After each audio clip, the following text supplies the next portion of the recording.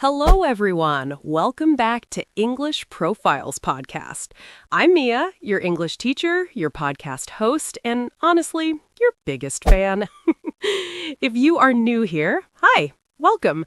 This channel is for people who want to learn English, real English, not textbook English, not repeat after me English, real, natural, everyday English, the kind people actually use. And today, today is a very special day because we have a guest, a real person, a real American, and his story is something else. I don't want to say too much. I want you to hear it from him.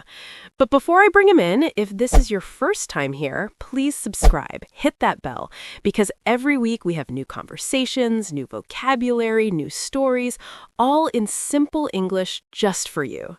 Okay. Are you ready to meet him? Jake, come on in. Thank you, Mia.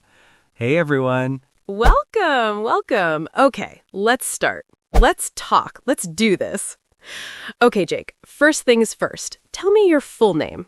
My name is Jake Mitchell. Jake Mitchell. I love that name. It sounds very American. Well, I am very American, so... Fair enough. Okay, Jake, how old are you? I'm 38. 38. And where are you from? Where were you born? I was born in a small town in Ohio. A very, very small town. Most people have never heard of it. What's it called? Millbrook, Ohio. Millbrook. Okay, I like that. And do you still live in Ohio? No. I haven't lived there in a long time. I live in New York now, Manhattan. Manhattan? Okay, that is a little different from a small town in Ohio. Yeah, just a little. So, Jake, before we really get into your story, and trust me, everyone, his story is incredible, I want our listeners to get comfortable with you first. So let's just talk. Normal, easy, like two people at a coffee shop. Is that okay? That's perfect. I like coffee shops. Me too. Actually, do you drink coffee? Every single morning. I cannot function without it. Same. What kind of coffee? Black. No sugar, no milk, just black. Wow, strong man. I need a lot of milk and a lot of sugar, like a lot. Mia, that is not coffee. That is a dessert. Okay, fair point. Jake, you are American, born in Ohio, now living in New York, and our listeners are learning English, so this is perfect. They hear a real American voice, real American pronunciation, real everyday words. Do you have any message for them right now at the beginning? Yeah. Hey, guys, don't give up. English is not easy, I know, but you were here. You were listening. That already means something.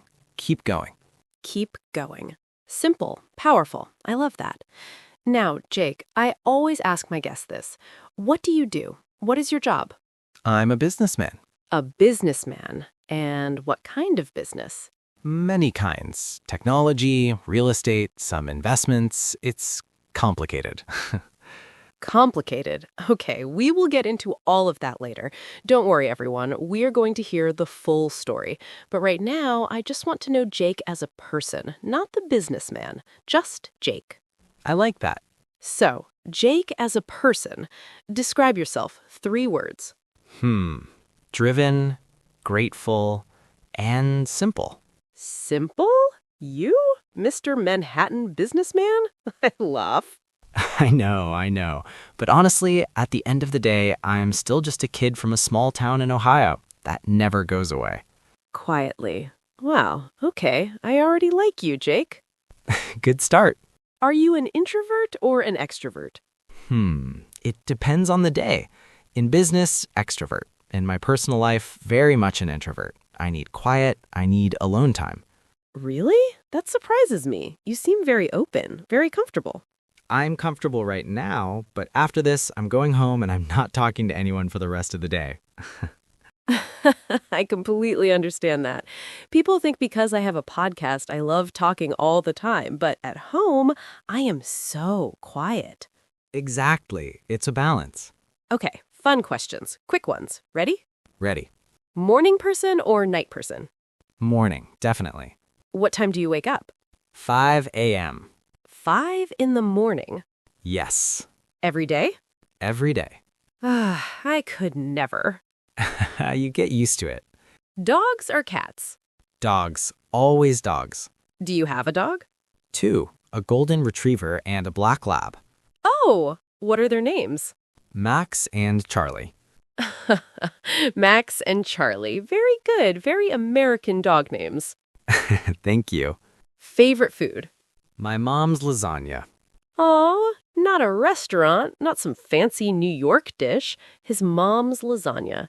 Jake, I think that tells us a lot about you. She made it every Sunday. I still think about it. Does she still make it? Does she?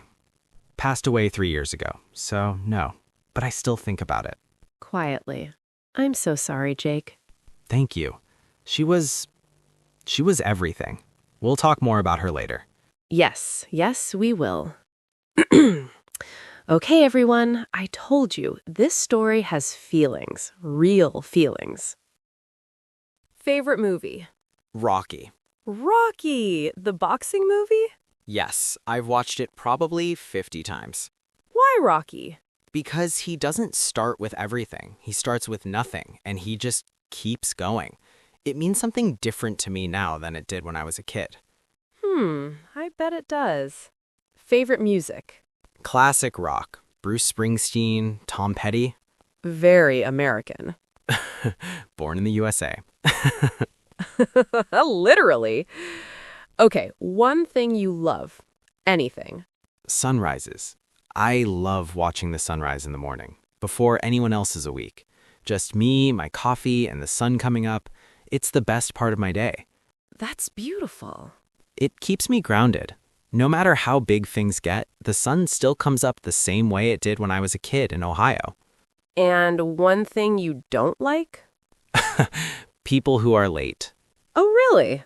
I can't stand it. Time is the most valuable thing we have.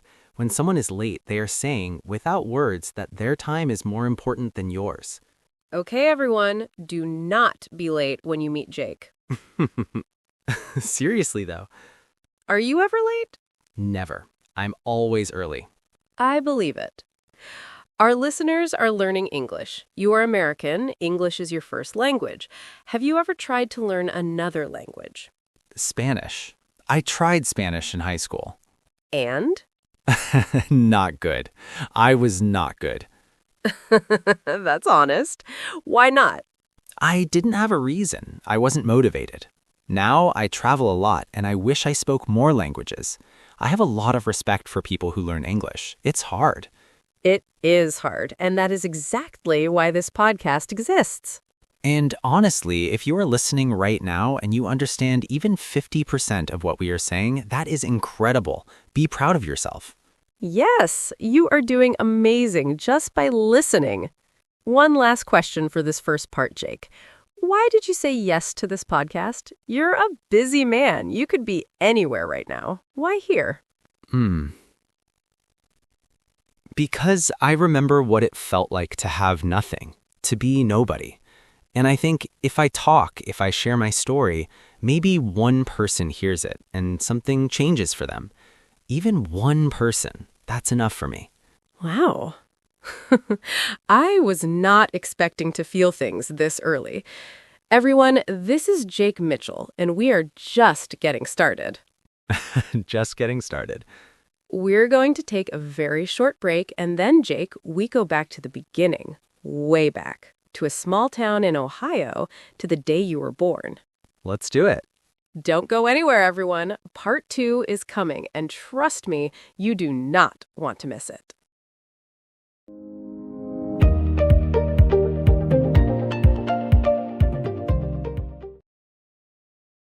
Welcome back, everyone. I'm Mia, and this is English Profiles Podcast. If you are just joining us, hello, welcome. But please go back and listen to part 1 first, because in part 1, we met Jake. And trust me, you want to meet him from the beginning. Okay, Jake is still here with me. Jake, how are you feeling? Good. Ready. Let's go. I love the energy. Okay, everyone. In this part, we go back, way, way back to Ohio, to a small town called Millbrook, to the very beginning of Jake Mitchell's story. Jake, when were you born? October 14th, 1986. October 14th, 1986. So you are, let me think, 38 years old. 38, yes. Okay. And where exactly were you born? Like, was it in a hospital? Yes, a small hospital in Millbrook. It was a very small hospital, maybe 20 beds, very small town, very small hospital. And do you know anything about that day? Like, what did your parents tell you? My mom used to tell me this story every year on my birthday. She said it was raining hard.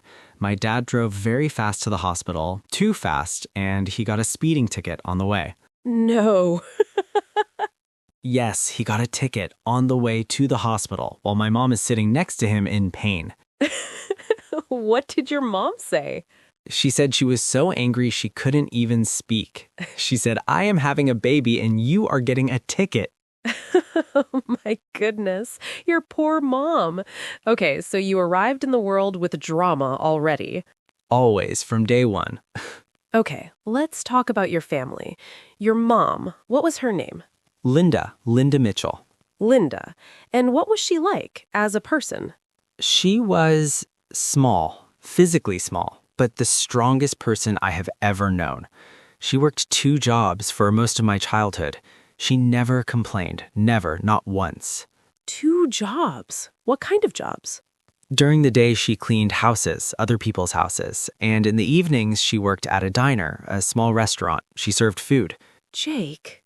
Yeah, And what time did she wake up in the morning? 4 o'clock. 4 in the morning, every day? Every day. And before she left, before she went to work, she made breakfast for all of us every single morning. How many kids? 5. 5 children. She woke up at 4 a.m., made breakfast for 5 kids, and then went to clean other people's houses. Yes. I don't have words for that. I really don't. She was something else. She really was. And your dad? Tell me about him. My dad, his name was Robert. Bobby, everyone called him. He was a good man, a hard worker. He worked at a factory, long hours, not a lot of money, but he always came home. Some dads in our neighborhood didn't always come home. He always did. That matters. It matters a lot. I understood that later. As a kid, you don't always see it, but later, yeah, it matters. Is he still alive? Yes, he lives in Ohio, still in Millbrook. Really? He never moved? Never. He says he was born there and he'll die there. He's stubborn like that. Do you visit him? Every Thanksgiving, without fail, every year. That's beautiful. Okay, 5 children. Tell me about your brothers and sisters. How many boys, how many girls? 3 boys, 2 girls. I am the second oldest. Second oldest. So you have 1 older sibling. Yes, my older brother Danny. He's 2 years older than me. And the others? After me, my sister Carla, then my brother Tyler, and the youngest is my sister Amy. Amy was the baby. Still is, in a way. The baby of the family is always the baby. How old is Amy now? She's 31, but we still treat her like she's 5. Does she mind? She pretends to mind, but secretly she loves it. Okay. 5 kids, small town, mom working 2 jobs, dad at the factory. I want to ask you something honest, Jake. Was your family poor? Yes, we were poor. I didn't always understand it as a kid. You know, when you're young, you think your life is normal. You don't compare. But looking back, yes, we didn't have much. What do you mean by not much? Give me an example. Okay, one example, Christmas. Every Christmas, we got 1 gift, each. 1 gift per child. And my mom would save money for that gift for months. Months. I remember one year I asked for a bicycle, a red bicycle. I talked about it all year. And on Christmas morning, there it was, a red bicycle. Aww. And I found out years later that my mom didn't sleep for 2 nights that week. She took extra shifts at the diner to pay for that bicycle. I didn't know that then. I was just a kid. I just saw the bicycle. Jake, that is everything. Yeah, that's my mom. Let's talk about the house you grew up in. What was it like? Small. 3 bedrooms for 7 people. Me and Danny and Tyler in one room, Carla and Amy in another, Mom and Dad in the third. 3 boys in one room. Was that difficult? It was loud. Always loud. Always fighting about something. Who took whose shirt? Who left the light on? Who snored? Who snored? Tyler. Tyler snored like a train. Poor Danny. He slept right next to him. Oh no, and you? I slept by the window. Best spot in the room. I used to look out the window at night and just think. Think about what? About the future. About getting out. About doing something. I didn't know what. I just knew I wanted more. Not in a bad way. I loved my family. But I wanted more. How old were you when you started thinking like that? 8, maybe 9. 8 years old, looking out a window in Ohio, dreaming about the future. Yeah. Okay, let's bring in some lighter memories. What is your happiest memory from childhood? Summer evenings. After dinner, all the kids in the neighborhood would come outside. We played until dark, every night. No phones, no screens, just kids running around outside until our moms called us in. That sounds wonderful. It was the best, the absolute best. I'd give anything to go back to one of those evenings. Just one. What did you play? Everything. Baseball, tag, hide and seek. We built a fort one summer, me and Danny and our neighbor Kevin. It took us 3 weeks. We were so proud of that fort. Is the fort still there? No, it fell down after one big rainstorm. We cried. We actually cried. Oh, you poor things. 3 weeks of work. Gone in one night. First big lesson in life. Things don't always last. Wow. Deep lesson for a 9-year-old. Ohio teaches you fast. What about your neighborhood? What was Millbrook like? Everyone knew everyone. That's the first thing. You couldn't do anything without someone telling your mom. Really? If I did something wrong on one side of town, my mom knew about it before I got home. The whole town was like one big family. Not always comfortable, but safe. You felt safe. That sounds really nice, actually. It really was. People helped each other. If someone's car broke down, 3 neighbors showed up. If someone got sick, food appeared at the door. That's Millbrook. Do people still live like that? In small towns, yes. In big cities, not so much. It's one of the things I miss about Ohio. In New York, I don't know my neighbors. I've lived in my building for 4 years, and I don't know their names. That's sad, isn't it? It is. Progress has a cost. Okay, Jake. Last question for this part. You were a little boy in Millbrook, Ohio. Small house, not much money, 5 kids, hardworking parents. If you could go back and say one thing to that little boy looking out the window at night, what would you say?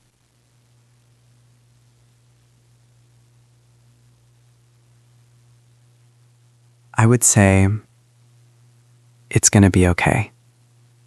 More than okay. Just keep going. And call your mom more. Call her more than you think you need to. Oh, Jake. Yeah. Okay, everyone. I need a moment. This is why I do this podcast. This, right here. These moments. Okay, we are going to stop here for part 2. In part 3, Jake goes to school. And school? Well, let's just say it was not always easy. That's an understatement. Stay with us, everyone. Part 3 is coming. Don't go anywhere. See you there.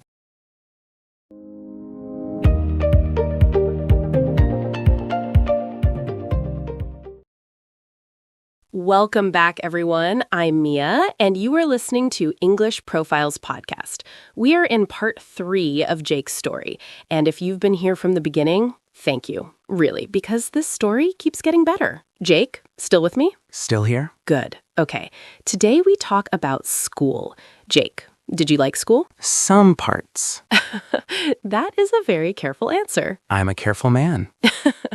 Okay, let's start from the very beginning. How old were you when you started school? 5. Kindergarten. Millbrook Elementary School. Do you remember your first day? I remember one thing. I cried. You cried? I didn't want my mom to leave. She walked me to the classroom door and I held her hand and I would not let go. Aw, Jake. The teacher had to come and take my hand, and I remember looking back at my mom and she was trying not to cry too, but she was crying. I could see it. She was crying at the door? Yeah, trying to hide it, but I saw. I think every mom cries at that door. I think so too. Okay, elementary school. What kind of student were you? Average. Not the best, not the worst. I was somewhere in the middle. What was your favorite subject? Math. Math? Really? Numbers made sense to me. You know, in English class and history class, everything is words, opinions. But in math, there is a right answer. One right answer. I liked that. I liked knowing if I was right or wrong clearly. That is very interesting and very Jake, I think. Yes, very Jake. And your least favorite subject? Art. Art. Oh no, don't say that to me. I love art. I'm sorry. I cannot draw at all. My drawings looked like, I don't even know. They were bad. My teacher once asked me what I drew, and I said a dog, and she said, "Oh, I thought it was a house." A house. Jake, that is terrible. I know. Art was not my thing. Were you a well-behaved student or were you trouble? I was not trouble in class. I was quiet in class, but outside, in the hallways, at lunch, after school, maybe a little trouble. What kind of trouble? Small things. Sneaking food in class, talking too much. One time, I was maybe 10 years old. I put a frog in my teacher's desk drawer. Jake. She opened the drawer and screamed so loud the whole school heard it. Oh no, what happened to you? I sat outside the principal's office for 2 hours, and my dad had to come to school. And that was the worst part. Not the principal, my dad. Was your dad scary? He didn't yell. That was the thing. He just looked at me. Very quiet, very disappointed. And that look was worse than any punishment. The quiet disappointment. Yes, that is the worst. The worst. I never put a frog in anyone's desk again. Okay, let's talk about friends. Did you have a best friend in elementary school? Kevin Russo, my neighbor. We were inseparable from age 6 to age 18. Kevin, the one who helped build the fort? Yes, that Kevin. He was my person. You know how some people they get you without explanation? That was Kevin. Where is Kevin now? Still in Millbrook. He runs a hardware store. Married, 3 kids, very happy. Do you still talk? Every few weeks. It doesn't matter how much time passes. We pick up exactly where we left off. That is a real friendship. The realest. I have met a lot of people in business. Important people, rich people, famous people. None of them are Kevin. Kevin sounds like the best. He is. He really is. Okay, middle school. Things get harder in middle school, emotionally, socially. How was that period for you? Hard. Honestly, hard. In what way? We didn't have money, and in middle school, kids notice. In elementary school, nobody cares what shoes you wear. In middle school, suddenly everyone cares. What brand are your sneakers? What phone do you have? What clothes? And you didn't have the brands. I had whatever my mom could find at the thrift store, and I was ashamed of it.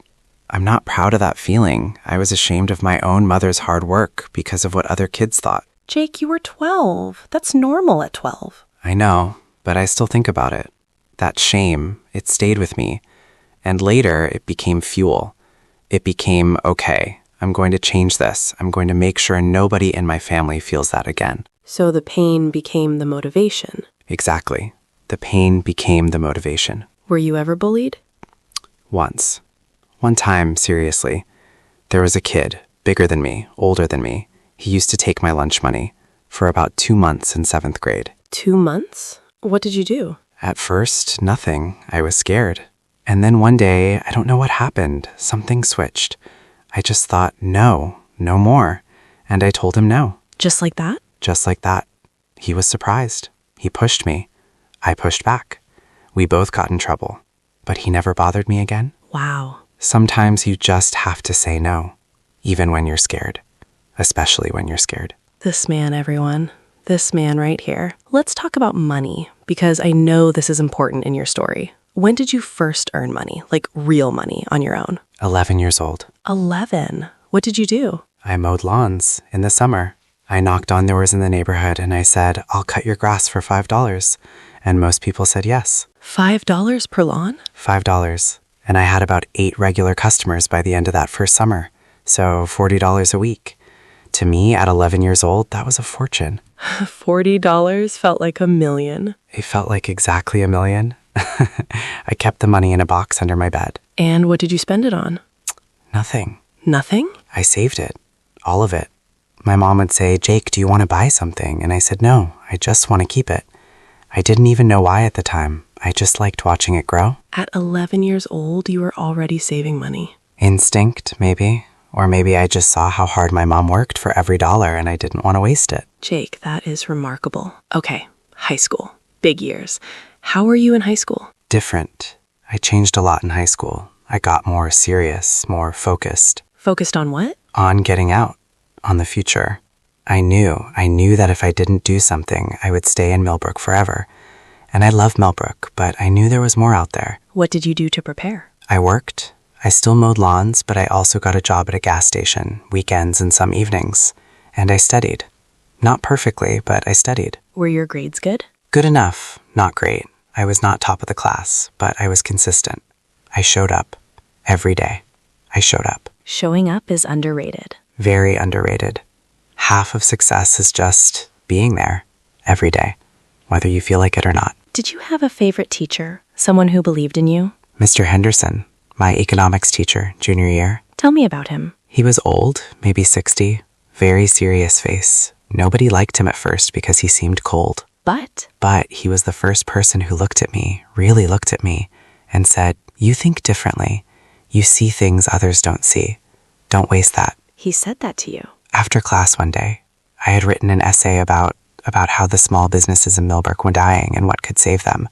I was 17. I didn't know what I was talking about, really. But he read it and kept me after class and said those words. Don't waste that. I never forgot it. I never forgot him. Do you know where he is now? He passed away about 6 years ago. But I went back to Millbrook High School and I gave money for a scholarship in his name. Students who study business can apply for it every year. Jake, you funded a scholarship for your economics teacher. It was the least I could do. I am not going to cry. I am not going to cry on this podcast. Last question for this part. High school graduation. You're standing there, diploma in your hand. What are you thinking? I'm thinking, okay, this is it. Now the real work starts. School was just the beginning. Now I actually have to do something. Were you scared? Terrified, but ready. Both at the same time. Terrified but ready. I love that. Okay, everyone, we have to stop here for part 3. In part 4, Jake goes to college. First time away from home, first time really on his own, and the first real business idea begins to form. It gets interesting from here. It's been interesting from the beginning, Jake. Don't go anyone, everyone. Part 4 is coming. See you there.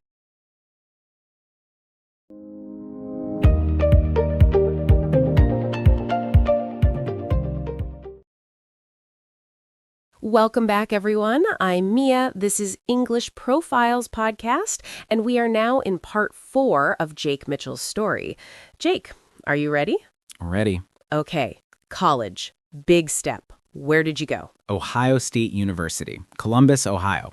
Ohio State, big school. Very big, 60,000 students. Coming from Millbrook, which had maybe 3,000 people total, it was a shock. A shock in what way? Everything was big. The campus, the buildings, the crowds. I remember the first day I was walking to class and I got completely lost for 40 minutes just walking in circles. 40 minutes. I was too proud to ask for help, so I just kept walking, pretending I knew where I was going. Very Jake. Very Jake. Yes, very Jake. What did you study? Business administration. Because of Mr. Henderson? Partly, and partly because I always knew. Even as a kid mowing lawns, I was thinking about business, how to get more customers, how to charge more, how to be more efficient.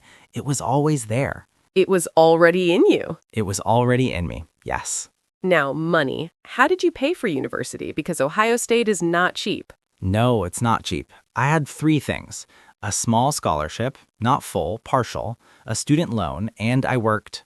You worked while studying? The whole time, all 4 years. What kind of work? First year, I worked in the campus cafeteria, serving food, cleaning tables. Early mornings, sometimes evenings. It was not glamorous. Did you mind it? No, honestly, no. My mom cleaned other people's houses. My dad worked in a factory. Serving food in a cafeteria was fine. I was not too proud for honest work. I learned that from them. That is such an important thing to say. Not too proud for honest work. Never, never be too proud for honest work. That is a lesson I will never forget. Okay, first year of college, away from home for the first time. How did that feel? The first week, exciting. Everything was new. New people, new city, new freedom. And after the first week? Lonely. Very lonely. I called my mom every day, sometimes twice a day. Oh, Jake. I missed her cooking. I missed the noise of the house. 5 kids, always loud, always something happening. And suddenly, I'm in a small dorm room and it's quiet and I don't know anyone. Did you cry? Maybe once. That's okay. That's completely okay. Don't tell anyone. It's only a podcast. Nobody is listening. Right. Tell me about your roommate. Who did you live with? First year, a guy named Marcus Webb from Chicago. What was he like? Complete opposite of me. His family had money, nice clothes, nice things. He had never worked a day in his life. Very smart, though. Very funny. We were very different, but we got along well. Did you stay friends? We did, for years. We lost touch later, but first year, he was important. He showed me a different world. He didn't mean to, but he did. What do you mean? I saw how he lived, not in a jealous way, more like observing. Oh, this is how some people live. This is what's possible. It opened my eyes. So even his lifestyle was a lesson for you? Everything was a lesson. I was learning 24 hours a day, not just in class. What were your classes like? Was university harder than high school? Much harder. The first semester, I almost failed economics. Economics? But that was your favorite subject. High school economics and university economics, very different things. I was completely lost for the first 2 months. I sat in the front row, I read everything, I still didn't understand. What did you do? I found a study group, 4 other students who are also struggling. We met every Sunday in the library, 3-4 hours. We explained things to each other, and slowly it started to make sense. So you figured it out together? Together. I learned something important then. You don't have to figure everything out alone. Ask for help, find your people, work together. And did you pass? I got a B. I was very proud of that B. A hard-earned B. The best B of my life. Okay. Now, the important question. When did the first real business idea come? Second year, sophomore year. Tell me everything. Okay, so I was working in the cafeteria, right? And every day I noticed the same thing. Students were throwing away so much food, so much. Perfectly good food, sandwiches, fruit, drinks, going straight into the trash. Really? Every single day, hundreds of dollars of food wasted. And at the same time, I knew students who didn't have enough money to eat properly. I was one of them some weeks. So you saw a problem. I saw a problem. And I thought, what if we connect these two things, the extra food and the students who need it? Like a food sharing system? Exactly, a simple app. This was 2006. Apps were new. Smartphones were just starting, where cafeterias could post leftover food and students could come pick it up, free or very cheap. Jake, that is a genuinely good idea. Thank you. I thought so too. What did you do with it? I wrote it all down, pages and pages. I drew diagrams, I made a plan, and then I put it in a drawer. What? Why? Because I was scared. I thought, who am I? I'm a kid from Millbrook working in a cafeteria. Nobody's going to listen to me. So I put it in a drawer and I went back to work. Jake. I know. Did you ever do anything with it? Years later, I saw a company do almost exactly that idea, and they made millions. No. Yes, and that was the last time I ever put an idea in a drawer. Wow. That failure, if you can call it that, was actually a lesson. The most expensive lesson I never paid for. Because I didn't lose money, I just lost the opportunity. But I never forgot it. Okay, so sophomore year, great idea, put it away. What happened junior year? Junior year, I started small, very small. I bought things at garage sales, cheap, furniture, electronics, small things, and I sold them online, on eBay mostly. Oh, so buying low and selling high. Exactly. Basic, simple. But it worked. I was making an extra $300–400 a month. For a college student, that was significant. That was your first real business. That was my first real business. No name, no office, no employees, just me, my laptop, and a car borrowed from Marcus to pick things up. A borrowed car and a laptop. The beginning of an empire. It sounds ridiculous now, but yes. Senior year. Last year. How are you feeling about graduating, about the future? Excited and terrified. Same feeling as high school graduation, but bigger, because now it was real. No more school, no more structure. Just go, figure it out. Did you have a plan? I had many plans. Too many. That was the problem. I wanted to do everything at once. Start a company, get a job, travel, invest, all at the same time. A little ambitious. Very ambitious, very unrealistic. What did your parents think about you going into business instead of getting a regular job? My dad, he was worried. He said, Jake, get a stable job, get a salary, benefits, security. I understand why he said that. He worked in a factory his whole life. Steady, safe, that was his world. And your mom? My mom said, Jake, you were born to do something big. I don't know what it is, but do it. Don't be afraid. Quietly. Linda, your mom said that? She said that, standing in our small kitchen in Millbrook in her apron, and I believed her. Of course you did. Of course I did. She was always right, quietly. Graduation day, Ohio State. 60,000 students. You walk across that stage. What is that moment like? I looked for my family in the crowd, and I found them. My dad, Danny, Carla, Tyler, Amy, all of them, waving like crazy.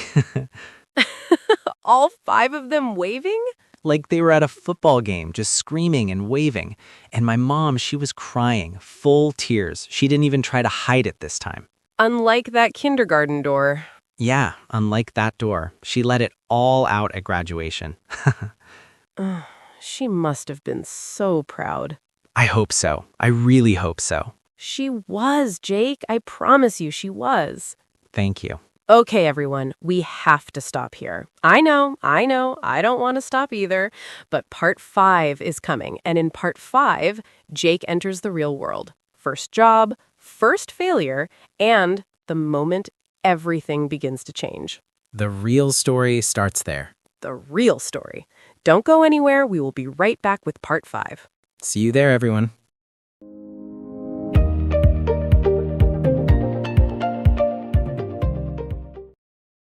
Welcome back, everyone. I'm Mia. This is English Profiles Podcast, and we are now in part 5. Jake, I have to be honest with you. I have been thinking about this part all week. Really? Really, because this is where it gets serious. This is where the boy from Millbrook becomes, well, we'll get there. Jake, you graduated from Ohio State, business degree in hand. What happened next? I moved to Columbus, stayed in Columbus after graduation. Got an apartment with 2 other guys, tiny apartment. I slept on an air mattress for 3 months. An air mattress? A very flat air mattress. It deflated a little every night. By morning, I was basically sleeping on the floor. Jake Mitchell, future billionaire, sleeping on the floor in Columbus, Ohio. Every story has a beginning. Okay, first job. What was it? Sales. I got a job at a small software company selling their products to other businesses. Cold calling, emails, meetings, very basic sales job. Did you like it? I liked parts of it. I liked talking to people. I liked the challenge. You call a stranger, they don't want to talk to you, and you have to make them interested in 60 seconds. That's a skill. And did you learn a lot? So much. That job taught me how to communicate, how to listen, how to understand what someone needs even when they don't say it directly. Sales is really just listening. People think it's talking. It's not. It's listening. That's interesting. How long did you stay? 14 months, and then I quit. You quit? Why? Because I had an idea, a real one this time, and I was not going to put it in a drawer. No more drawers. No more drawers, never again. Tell me about the idea. Okay, so in my sales job, I worked with a lot of small businesses, and I saw the same problem everywhere. These businesses had good products, good people, but they had no system, no organized way to track their customers, their sales, their follow-ups. Everything was on paper or in someone's head or in 10 different spreadsheets that nobody understood. Chaos. Complete chaos. And I thought, what if I build something simple? Not complicated, just a simple tool that any small business owner can use. No technical knowledge needed. Just, here's your customer, here's what they bought, here's when to call them again. A customer management system. Exactly. Today, everyone knows what CRM software is, but in 2009, the options were either very expensive or very complicated.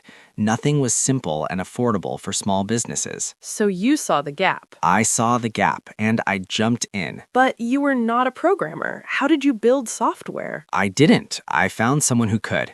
A guy named Sam. I met him through a friend. He was a programmer, very talented, working a job he hated. I said, Sam, I have an idea. I have no money, but I have a plan, and I will work harder than anyone you have ever met. Want to try? And he said yes? He said, let me think about it. 3 days later, he called me back. Yes. Just like that. Just like that. Sam and I worked on that product for 8 months. Evenings, weekends, every free moment. I was still doing small jobs to pay rent. Barely eating. I lost 12 pounds that year. 12 pounds from stress? Stress and forgetting to eat. Not recommended. Definitely not recommended. When did you launch and what happened? We launched in early 2010, and the first month, nothing. 0 customers. 0. That must have been devastating. It was 8 months of work and silence. I remember sitting in that apartment thinking, maybe I was wrong. Maybe this was a mistake. Did you think about giving up? Once. One night. I almost called Sam and said, let's stop. Let's just get normal jobs. What stopped you? I thought about my mom. Getting up at 4 a.m, never quitting, never, not once saying this is too hard. And I thought if she could do that, I can make one more phone call tomorrow morning. Linda saved the company. Linda saved the company, yes. So you kept going. What happened? Month 2, 3 customers, small businesses. They tried it, they liked it, they told other people. Month 3, 11 customers. Month 6, 40 customers. 1 year after launch, 200 customers. 200? And growing. Word of mouth. No big advertising budget. Just people telling people. Because the product worked. Simple, affordable. It worked. When did you make your first real money? Year 2. We hired 2 people. I paid myself a real salary for the first time. Not much, but real. I remember the first month I paid all my bills and had money left over. I sat and looked at my bank account for a long time. Just staring at it? Just staring. Like, is this real? Is this actually happening? That feeling must have been incredible. I called my mom. First person I called. She cried, I cried. It was a good phone call. Fast forward a little. How big did the company get? By year 5, 50 employees, 12,000 customers, offices in 3 cities, about $8 million a year in revenue. $8 million? Jake Mitchell from Millbrook, Ohio. Jake Mitchell from Millbrook, Ohio, yes. And then? Year 7, a bigger company approached us. They wanted to buy us. Did you sell? I did, for a number I still can't fully believe. Can you tell us the number? Let's just say it changed everything. It changed my family's life. My dad never worked again after that. I made sure of that. You took care of your dad. First thing I did. First thing. After the sale, what? You were done? No, I was just starting. I took 6 months off, traveled, thought, and then I started again. New ideas, new companies, real estate, tech investments, a restaurant group, things that genuinely interested me. And that's how you became a billionaire. Not one big thing, many things. Many things over many years. People imagine it happens overnight. It doesn't. It's slow. It's boring sometimes. It's one good decision, then another, then another. Like compound interest, small things adding up over a long time. That is so important to say. It's not overnight. Never overnight. Anyone who tells you it was overnight, they are not telling you the full story. Was there one specific moment when you realized, I am actually rich, really rich? Yes. I was in a store, a normal store. I picked up something small, maybe $20, and for the first time in my life, I put it in the basket without looking at the price first. You didn't check the price. For 30 years, I checked every price. My mom checked prices, I checked prices, it was automatic. And that day, I just put it in the basket. And I stood there and thought, oh, something changed. You didn't check the price. For 30 years, I checked every price. My mom checked prices, I checked prices, it was automatic. And that day, I just put it in the basket. And I stood there and thought, oh, something changed. That's the moment. That's the moment. Not the number in the bank, not the house or the car, just a $20 item and not checking the price. Jake, that is the most honest answer anyone has ever given me on this podcast. Good. I try to be honest. What is the biggest lesson from this whole journey, from the air mattress to Manhattan? Problems are gifts. Every single problem I faced, the 0 customers, the sleepless nights, the relationship I lost, the ideas that failed, every one of them taught me something I could not have learned any other way. I would not change any of it. Not even the hard parts? Especially the hard parts. Especially the hard parts. The hard parts make you. The easy parts are just nice, but the hard parts make you. Okay, everyone, we stop here for part 5. Part 6 is coming, and in part 6, we talk about Jake's life today, morning to night, his family, his home, his routine, and his advice. Real, honest advice for young people, for students, for anyone with a dream and a lot of fear. Don't miss it. Don't go anywhere. Part 6 coming very soon. See you there.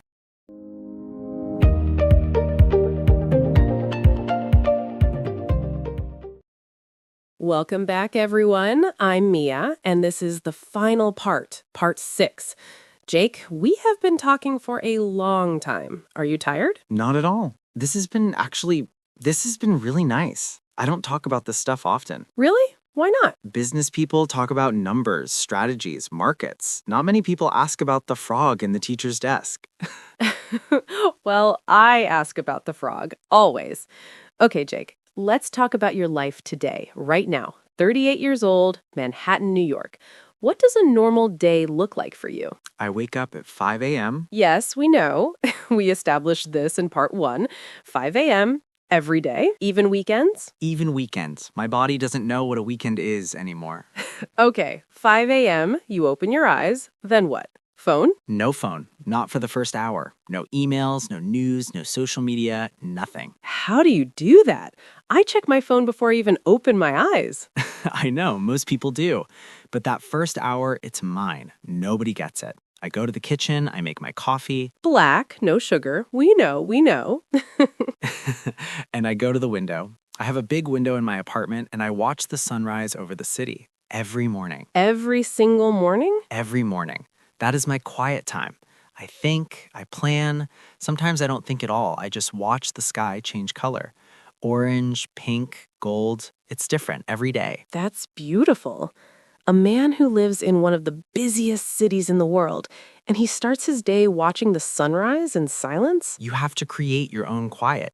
The city doesn't give it to you. You have to take it. After the sunrise, what? Exercise. I run. About 5 kilometers, 6 days a week. Central Park. Outside? In Manhattan? Even in winter? Even in winter. Good shoes, warm jacket, I go. No excuses. No excuses. Never. After the run, shower, I assume. Shower. Then breakfast. What do you eat? Eggs. Always eggs. Scrambled eggs, some vegetables, whole grain toast. Simple, fast, fuel. That's all breakfast is to me. Fuel. No fancy Manhattan brunch situation? No. During the week, simple, practical. I eat to work, not the other way around. Okay. 8 o'clock, you're at your desk. What happens? Emails, but only 30 minutes. 30 minutes? I spend half my morning on emails. That's why email controls you instead of you controlling it. Okay. You're right. After email? The most important work of the day. Whatever needs the most thinking, the most focus, that happens between 8:30 and noon. No meetings before noon if I can help it. No morning meetings? Why? Morning is when my brain is sharpest. I don't waste that on meetings. It took me years to figure that out. Years of scheduling 9 a.m. meetings and feeling terrible. Now, no. Meetings happen in the afternoon. That is actually very smart. Simple, but it changed everything. Lunch? At my desk, usually. Or I walk to a small place nearby. Sandwich, salad, 30 minutes, back to work. You don't do the long business lunch. Sometimes, for important relationships, for big meetings, but not every day. Long lunches make you slow in the afternoon. I don't like slow. No, I imagine you don't. Afternoon, what happens? Meetings, calls, reviewing things my team prepared. I have good people around me. That's important. I don't do everything myself anymore. You said you learned that the hard way. Early in business, I did everything. Every email, every small decision, every little thing. I thought that showed commitment. It doesn't. It shows you don't trust anyone, and it burns you out completely. So you had to learn to let go. Very hard for me. When you start from nothing, you are used to doing everything alone, but you cannot grow alone. Impossible. The best thing I ever did was hire people smarter than me and get out of their way. Smarter than you? In their areas, absolutely. I don't need to be the smartest person in the room. I need to be in the right room with the right people. What time do you finish work? I try to stop at 6:30 at the latest. I am strict about this now. I wasn't always. There were years I worked until midnight every night. What changed? I lost something important. Someone important. Because of it. You mentioned in part 5, our relationship. Yes, a woman I loved. She left because I was never really there. Physically present sometimes, but mentally, emotionally, always somewhere else. Always the next thing, always work. She was right to leave. I wasn't a partner. I was a ghost who came home to sleep. That's a painful thing to say about yourself. Truth is painful sometimes, but it's still the truth. And I'd rather say it out loud than pretend it didn't happen. Are you married now? Yes, 4 years. Her name is Claire. Tell me about Claire. She is the most grounded person I know. She didn't grow up with money. She grew up normally. 2 parents, small house, regular life. And she keeps me normal. When I get too serious, too stressed, too important, she looks at me and says, "Jake, relax. You're just a guy from Ohio." She actually says that? She says that, and she is right. Every single time. Do you have children? 1 daughter, Sophie. She is 2 years old. Oh, a 2-year-old. Yes. She has completely changed everything. All of it. In what way? I thought I understood what mattered before Sophie. I didn't. Now I know. She is the reason. Everything I do, it's for her to grow up knowing that anything is possible. That where you start doesn't decide where you finish. Jake. Yeah? Okay. Evening. After 6 o'clock. What does Jake do? I go home. That is the rule. I go home. Dinner with Claire and Sophie. At the table. Together. No phones, no TV. Just the 3 of us. Every evening? As many as possible. Travel happens, late call happen, but whenever I am in New York, dinner at the table. Non-negotiable. Non-negotiable. And after dinner? I play with Sophie. Whatever she wants. Blocks, books, just running around the apartment. She has more energy than anyone I have ever met in business. And I have met a lot of energetic people. A 2-year-old beats them all. No competition. By 8 o'clock, she is in bed. And then Claire and I just talk. No agenda, no phones. Just 2 people talking about their day, about nothing, about everything. That sounds really lovely. It took me a long time to learn how to just be present. Not thinking about work, not planning the next thing. Just there. In that moment, with her. How did you learn it? Practice, like any skill. You fail some days, you catch yourself thinking about a meeting when your wife is talking to you, and you stop. You come back. Every day you practice. Slowly, it gets easier. And then? 10 o'clock, I read. Always a book before sleep. Never my phone. What kind of books? Biographies mostly. Real people, real lives, real decisions. Abraham Lincoln, Coco Chanel, Steve Jobs, Nelson Mandela, all kinds of people. I learn more from their stories than from any business course. Learning from other people's lives. The best and cheapest education available. And then sleep, and 5 a.m. again, and 5 a.m. again. Every day. The circle continues. Okay, Jake, we are almost at the end, and I have been saving this part because I know our listeners, many of them are young, students, people just starting out, people with big dreams and small bank accounts and a lot of fear. What do you say to them? Real advice, not rehearsed, not polished, just honest. Okay, honest. First, start before you are ready. You will never feel completely ready. Never. There will always be one more thing to learn, one more reason to wait. Don't wait. Start anyway. Imperfect action is always better than perfect waiting. Start before you're ready. Second, protect your mornings. Whatever your goal is, your studies, your business, your art, give it your first hours before the world wakes up, before your phone fills with other people's needs. Those morning hours are yours. Use them. Protect your mornings. Okay. Third, and this one is simple but powerful, spend less than you earn. Always. It doesn't matter how much or how little you have. If you earn 100, spend 90. Save 10. Every month. No exceptions. It's boring advice, but the result is not boring. And invest? Invest what you save. You don't need a lot of money to start investing. You need time. Start early, even small amounts. Compound interest is the most powerful force in personal finance. It works while you sleep, while you eat, while you live your life. But it needs time to work. So start now, today, not tomorrow. Not tomorrow. Never tomorrow. Tomorrow doesn't exist. There's only today. What about failure? Because our listeners, many of them are afraid of failing, of trying something and it not working. Failure is not the opposite of success. It is part of success. Every single successful person you admire has failed, many times. What separates them is not that they didn't fail. It's that they didn't stop. They didn't stop. I failed many times. Ideas that went nowhere, money I lost, decisions I regret. But every failure taught me something, and I took that lesson and I moved forward. That is all you have to do. Fall down, learn something, get up, move forward. Fall down, learn, get up, move forward. It's not complicated. It's just not easy. For someone who feels like it's too late for them, that they missed their chance, that they are too old, too behind, too far from where they want to be. No such thing. I have met people who started over at 50, at 60, and built incredible things. The only thing that truly ends opportunity is deciding in your own head that it is over. That decision is the real ending, not age, not circumstances, not where you started.